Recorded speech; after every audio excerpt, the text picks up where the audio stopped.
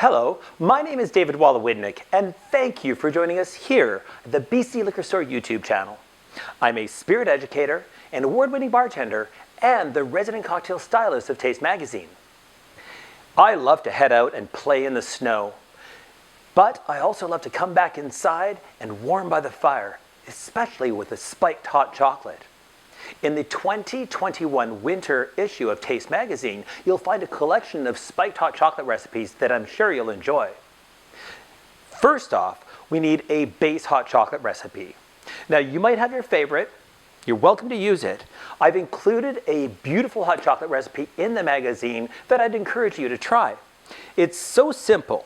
All that it requires is a 1/4 cup of cocoa powder, 1/2 cup of sugar, a pinch of salt, 1/3 cup of water, and 4 cups of milk.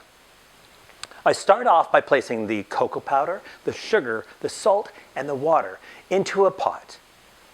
Turn it on high and whisk it until it's completely mixed and comes to a boil.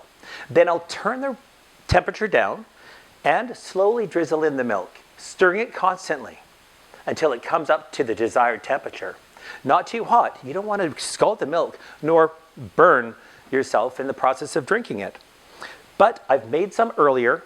We're not going to go through that entire process right now. The recipe is in the magazine, as I said. Now, inspired by classic flavor profiles in these hot chocolate recipes, the first of which I called the Blackforest Hot Chocolate. Cherries, chocolate, and whipping cream. It's so delicious.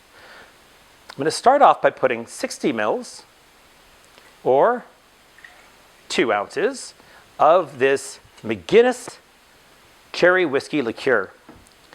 I'm going to place that into the glass and pop it into the microwave for 30 seconds. You see, I don't want to add a hot chocolate to a cold liqueur.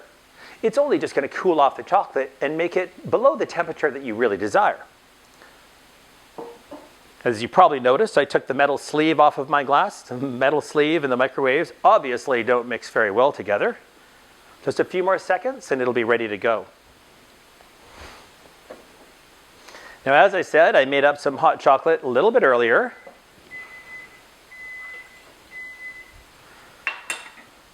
Let's give that a whisk. Sometimes a little bit of the cocoa powder might settle to the bottom just a little bit, so we're just going to give that a whisk. And perfect. That's a nice warm temperature, but not too hot. To this glass, I'm going to add 5 ounces or 150 mils of the hot chocolate and place that back on the stove. Let's give this a little bit of a stir. Oh, the smell of it's fantastic. Chocolate and cherries. Love it.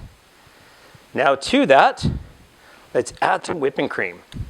If you don't have one of these canisters, the ISI, don't worry about it. It's not entirely necessary, but it's quite handy if you do. Now, some shaved chocolate to garnish. Take a little microplane and shave some chocolate over top. And last but not least, some cherry as a garnish. What I like to use is this beautiful cherry pie filling. It's got a great flavor profile, shiny, great for presentation, and absolutely delicious. So go pick up the winter 2021 issue of Taste Magazine for this recipe and many more. Thanks for joining us, and subscribe to tune into more of these videos that we're coming out with all the time. Thanks very much.